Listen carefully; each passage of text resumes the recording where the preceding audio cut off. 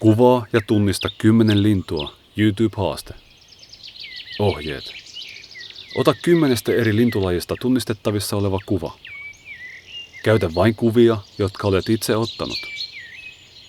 Kuvaa vain eläviä, terveitä ja vapaita lintuja niiden luonnollisessa elinympäristössä. Muodosta kuvista video, lataa se YouTubeen ja kopioi linkki ryhmän Facebook-sivuille. Haasta mukaan kaikki ystäväsi, tuttavasi ja perheenjäsenesi. Kun olet saanut 10 linnun haasteen suoritettua, voit jatkaa kohti 100 linnun haastetta.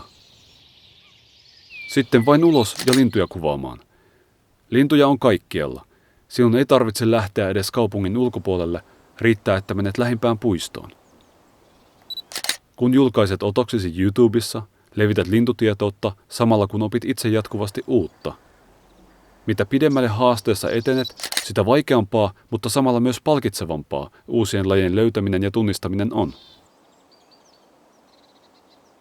Ensimmäisten kuvien ei tarvitse olla erityisen hienoja. Riittää, että laji voidaan tunnistaa. Myöhemmin voit alkaa kiinnittää enemmän huomiota myös kuviesi laatuun. Alussa tärkeintä on kuitenkin se, että aloitat. Muistathan liittyä myös Facebook-ryhmäämme ja jakaa videosi ryhmän sivuilla. Näin olet osa yhteisöä ja voit seurata muiden julkaisemia lintuvideoita.